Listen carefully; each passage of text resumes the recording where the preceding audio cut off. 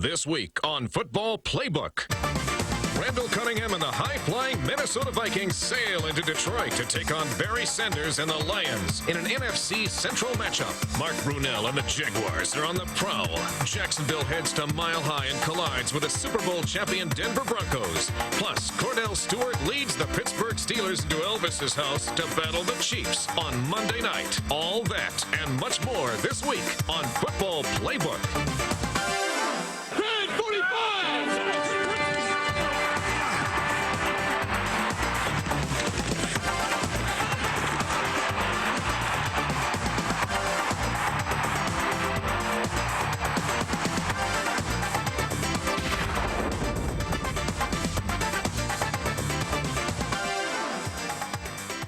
The National Football League has reached its halfway point as far as the regular season, Week 8, and Football Playbook is here to cover it for you, along with the coach Marv Levy and former Miami Dolphins linebacker Kim Boatcamper filling in for Sam White. Good to have you here. Great to be here. Joining a very colorful cast this week, Marv. And before we even get into this week's games, we are going to start off with a look at the league leaders in the categories of rushing, passing, and receiving. Marv, how about this? Jamal Anderson has overtaken Barry Sanders as far as runners. I don't expect it to last long. Okay, then the passers.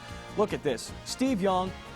6 consecutive 300-plus yard passing days and already 17 touchdowns in an unbelievable comeback last week. San Francisco over the Indianapolis Colts. And Herman Moore finally reaches the end zone. He's got 390 yards, but Michael Irvin really racking up the yardage, but no touchdowns, as you can see. Terrell Davis on the AFC, almost 900 yards rushing, 9 touchdowns already. Then we go to the passers. Peyton Manning, you know, we've talked about how many interceptions this guy's thrown this year, but as you can see, leading the way as far as total yards passing for almost 1,600. And then we go Carl Pickens, 42 catches already, 3 touchdowns. I like that Marvin Harrison, 5 touchdown catches, and I like him not just because his name is Marvin either. And 3 touchdown catches last week in that loss to San Francisco.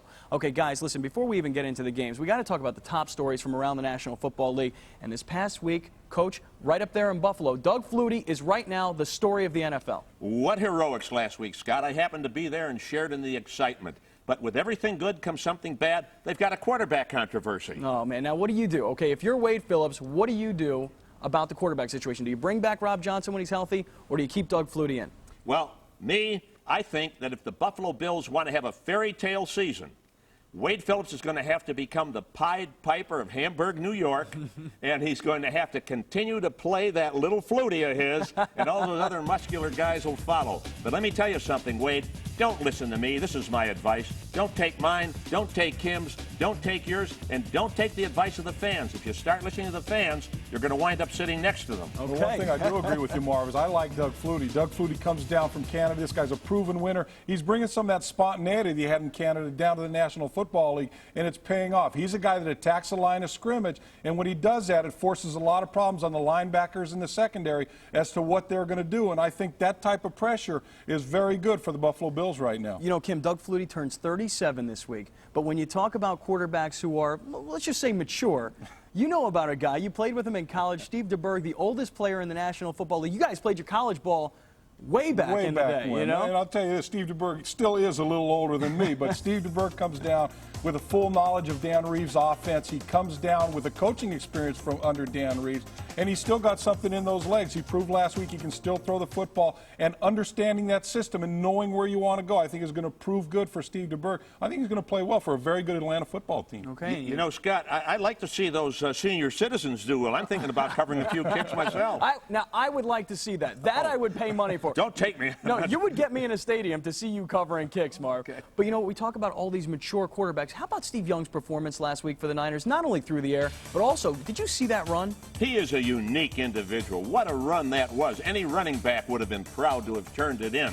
Steve Young is the guy that's keeping the 49ers where they are. Okay, you know, we are going to talk about the top matchups from around the National Football League. It is Week 8. We're going to have Marv's analysis. We're going to hear from Kim as well. All that and much more coming back on Football Playbook.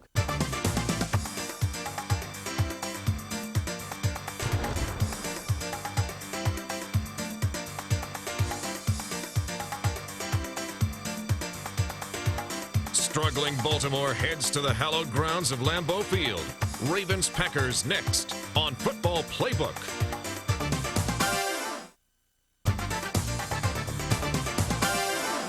Football Playbook is back. It is time to start the analysis. We start with Game 1, a huge NFC Central matchup. The undefeated Vikings going to Detroit to face the Lions.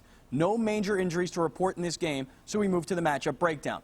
Now keep in mind, these two teams did meet back in Week 3. Minnesota won that game 29-6. In fact, they've won 3 of the last 5 games, but the numbers clearly favor the Detroit Lions, Marv. Well, they do, and I'll tell you something, Scott. The Vikings are going into the Motor City, but it's not going to be a nice Sunday drive in the country for them.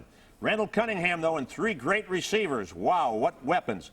Now they've got a quarterback controversy. That's like trying to find a cloud in the silver lining. Okay. Well, Detroit, you know, they've found some hope behind quarterback Charlie Batch. By sitting down Scott Mitchell and knocking off Green Bay last week, they've kept their playoff hopes alive. Okay, Marv, the Vikings, everybody talks about the offense, but yet 17 points per game, the defense is only giving up. So we want to hear from you the Phillips keys to victory. Well, their keys to victory, first of all, utilize Robert Smith to set up the pass, and because I think that will continue to have them play mistake-free football. And that's what they have to do. Keep balance in the attack.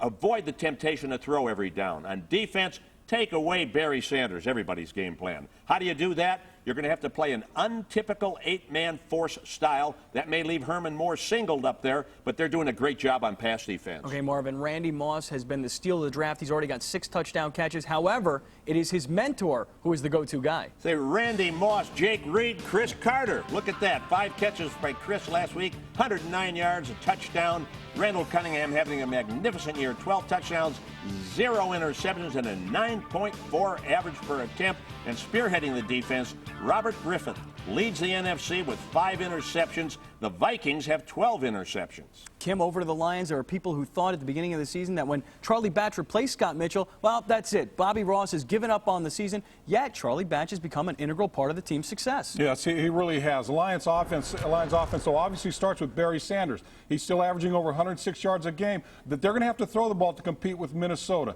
Defensively, the game plan has to include a way to pressure Randall Cunningham. Last week, Mark Carrier had 2 interceptions. Detroit's corners have to find a way to meet the challenge of playing the Vikings starting receivers. They've combined for 56 receptions and 11 touchdowns. Wow. And by the way, don't forget about Robert Smith. Yeah, how can we forget about Robert Smith? Okay, now listen, the Lions, they're counting on their big wide receiver from Virginia, Jermaine Crowell, last week, a 68-yard touchdown reception, but there's this other wide receiver from Virginia also. Yeah, you don't want to forget about Herman Moore. Herman Moore will have to play well and challenge the Viking corners, Jimmy Hitchcock and Corey Filler. They both combined for 5 interceptions this season. Charlie Batch, the Lions feel that the move to Charlie Batch is a move for the future, but he'll have to be at his best against a Minnesota defense that's forced 15 turnovers this year.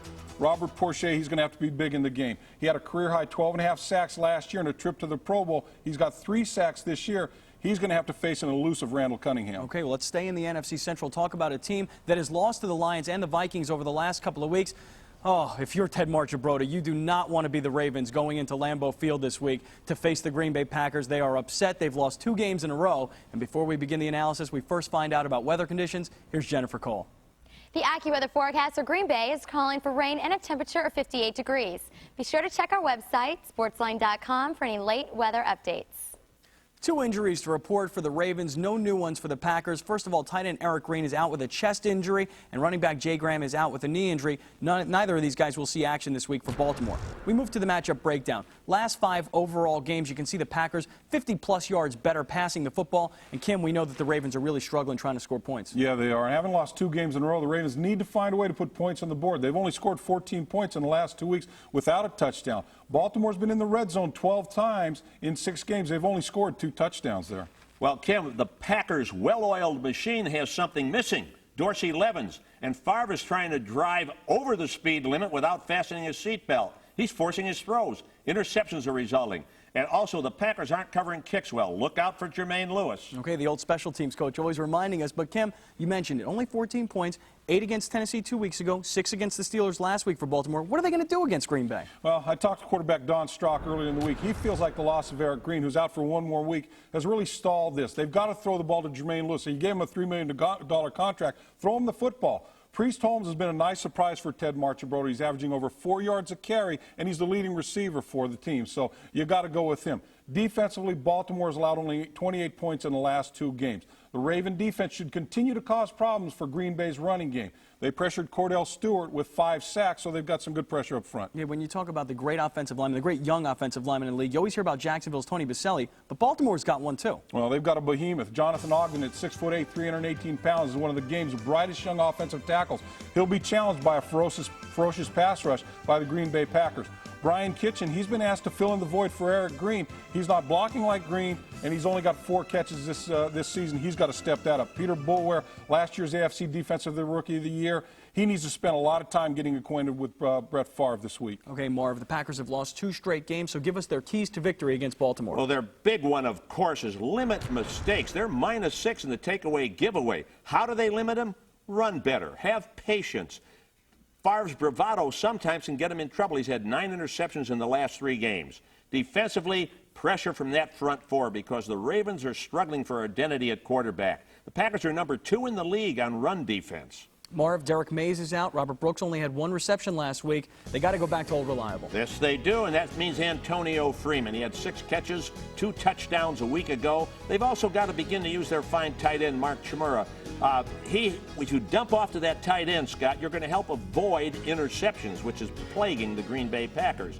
Ryan Williams on that defensive front, very impressive statistics. He's a key man in their very tough run defense. Okay, more of the top matchups from around the National Football League are coming up, so stay with us on Football Playbook.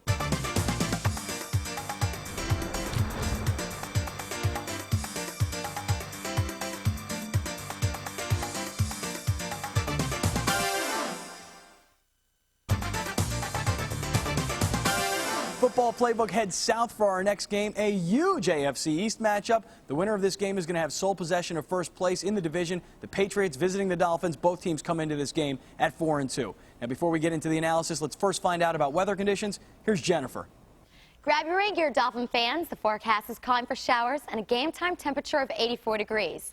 Quick note, Patriots have won 5 of their last 6 meetings. Injuries in this game, the Patriots are going to be a little thin at wide receiver. That's because Vincent Brisby's got a broken finger. Troy Brown is out with an ankle injury. However, the Dolphins not reporting any new injuries as we go to the matchup breakdown. Last 5 head-to-head meetings between these 2 teams. The Patriots have won 4 of those 5 games, but you can see the Dolphins 60 yards better through the air. But aha, Marv, here's the key. The Patriots scoring 5 points better on average.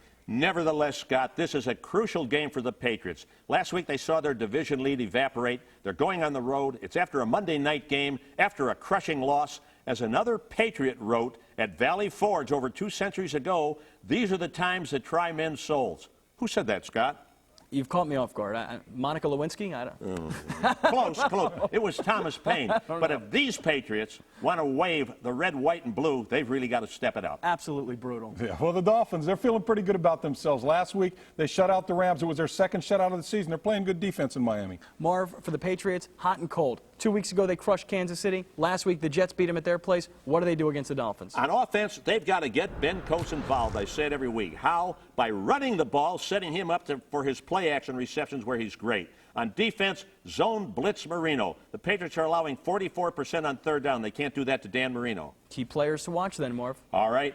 Let's talk about Terry Glenn. He didn't do very well last week, but he had his career high against the Dolphins as a rookie in 1996. Sean Jefferson only 8 receptions, but he has to step in and fill the breach for the injured receivers, and Ted Johnson's the key to their run defense. Kim, for the Dolphins, this is a team that traditionally relied on offense. Now, clearly, the defense is what's keeping this team alive. It is, and they've got some questions on offense. The Dolphins are running a very methodical offense with an emphasis on running the football. They're ranked 29th in the league in offense, and Marino himself has been off target at times. His receivers have been criticized for their inability to get open.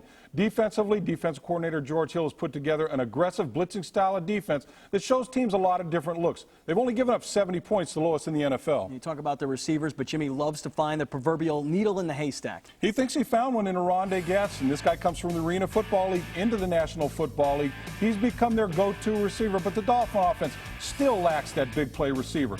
John Avery finally came up with the type of game the Dolphins were looking for when they drafted him in the 1st round, and Trace Armstrong leads this team with 6 sacks. Yeah, an important part of that defense. We get right into our next game. This was a game that was supposed to be a matchup of 2 unbeaten teams. Thanks a lot, Doug Flutie. We really appreciate that. The 5-1 Jaguars visit Mile High Stadium. They're going to face the unbeaten and very well-rested Denver Broncos. We first check on weather conditions. Here's Jennifer Cole. It'll be a tough day for football in the Mile High City. The AccuWeather forecast is calling for rain and a temperature of 63 degrees. Check our website, sportsline.com, for any late weather changes.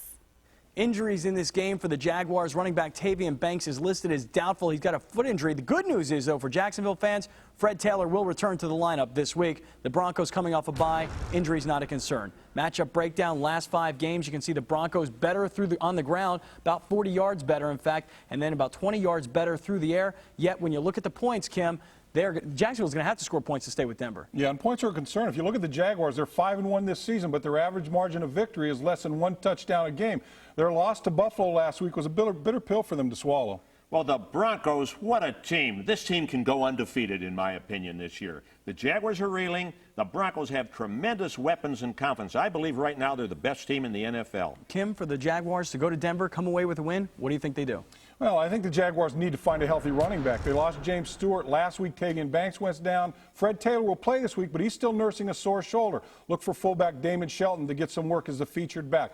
Defensively, the Jaguars will have to try to slow down Terrell Davis. More importantly, they've got to pressure John Elway. I look for Elway to pick on Deion Figures. He's filling in for the injured cornerback Dave Thomas. That game last week against Buffalo, not a Brunell-like performance, no touchdowns, less than 150 yards.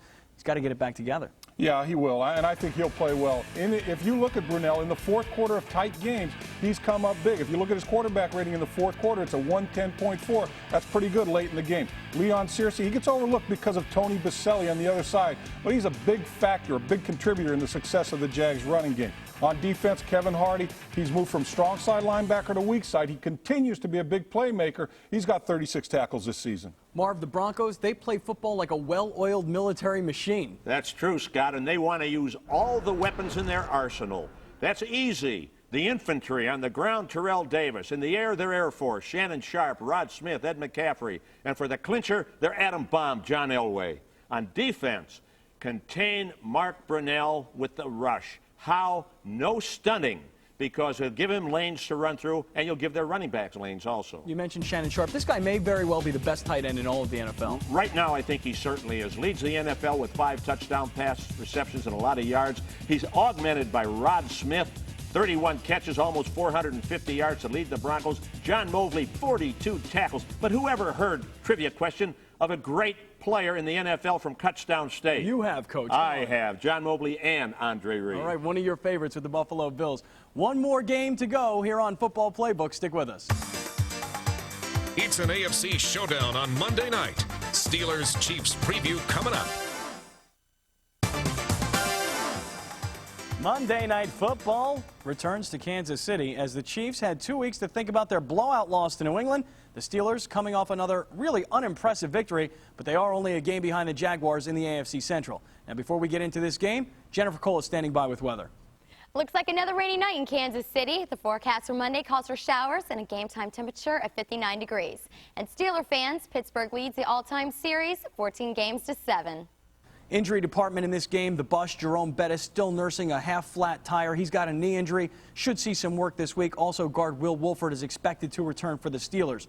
Matchup breakdown. Last 5 games for these two teams. The Steelers, a much better rushing team than the Kansas City Chiefs, but both of these teams, neither of them great passing teams. The Steelers have been awful all season long. This is embarrassing. 13 points a game for the Steelers. This is terrible, Kim. Yeah, I talked to Ray Sherman, the Steelers offensive coordinator, this week. He loves the effort his team's giving him, but the problem is they're not executing. Pittsburgh's offense has found themselves in too many long yardage situations. Well, the Chiefs, despite their offensive woes, still lead the AFC in takeaway giveaway. They always do. And they have the biggest home field advantage in the National Football League. The noise is orchestrated. The Steelers to go to Kansas City, get this victory. What are they going to do, Kim? Well, I think they've got to throw the ball deep. They've got to try to stretch the defense. Cordell Stewart's been trying to throw the ball downfield more often, but defenses are blitzing him, and they're keying on him more. I think the loss of Yancey Thigpen has really hurt this offense more than Pittsburgh thought it was going to. On defense, Pittsburgh's going to continue to derive their pressure from that attacking zone blitzing style. That scheme is what they've got. Their defensive front 7 also has to control the running game in Kansas City. Yeah, the Steelers have been waiting all season long to get a good passing play. Last week, a 55-yarder from Cordell to CJ. They need more of that. Yeah, they definitely need more. Charles Johnson has 17 receptions, 2 touchdowns. Although he's not the fastest receiver in the league, he has the ability to get deep and behind the secondary. Oliver Gibson, he's been a stout defensive tackle for the Steelers. He came out with 2 big sacks last week. week, and Darren Perry, although he hasn't come up with the big plays, Perry's always around the ball, and he's Pittsburgh's big hitter. Okay, Marty Schottenheimer is 7-1 on Monday Night Football, but the first thing the Chiefs have to do is forget about that blowout 2 weeks ago against New England. They do. They have to take it out of their mind. They're going to continue to rely on their short passing game, which they have. And their tight end, Tony Gonzalez, is their leading receiver, unheard of, with 21. But it helps them avoid errors. They've thrown only one interception all year despite playing some musical quarterbacks. This team is more conservative than Rush Limbaugh. Oh, on who's defense, writing this? Defense, they got to stop the runners, Bettis and Cordell, both of them. And Tamrick Vanover, their great kick returner. What happened to Tamrick Vanover? He's vanished over the offseason. Okay. Marv, give us your key players to watch for the Chiefs. All right, with the Chiefs, Derek Alexander, he's been hurt. He's healthy now, but he has only 8 catches so far this year. There are some baseball fans in Wrigley Field who've caught more balls than that this year. Come on. Can you believe this? Van Morris, 8 yards so far for Chicago. Maybe he'll help juice up their running game. James Hasty, a veteran, is playing very well on defense. And there you have it, the top matchups from around the National Football League as determined by our experts here at Football Playbook. It's time for the pick segment. Marv, you're on fire with your picks just like you were on fire with your one-liners today. Sam's not here, so that's just absolutely awful. I wouldn't say that if he was here naturally. And there you are. You have a 3-game lead on Sam, a 4-game lead on me, and we go into our featured games for this week. We all agree that the Vikings will defeat the Lions. We like the Broncos to beat the Jaguars, and we all think the Packers will easily take care of the Ravens. The Patriots and the Dolphins, Kim. I like the Dolphins. I think the Patriots going on the road after a Monday night game, it's tough. I agree with Kim, and I think the heat down in Miami is going to have an adverse effect also. I'm taking the Patriots to bounce back, and the Steelers and the Chiefs, Marv. I'm picking Kansas City at home. That crowd is terrific. They're going to cause turnovers in the Chiefs' favor. Well, I'm going to take Pittsburgh in that one. All right, I like the Chiefs also. Remember to check out our website. It's sportsline.com. When you get there, you're going to get the rest of our picks, the latest news, information, weather, scores from around the league. Plus, on Monday at 4 o'clock Eastern time, you can chat with our marvelous one. Marv Levy is going to be doing a chat session. So for Marv, for Kim, for Jennifer Cole, for the entire staff here at Football Playbook, this is Scott Kaplan wishing you a great football weekend. We'll see you next week.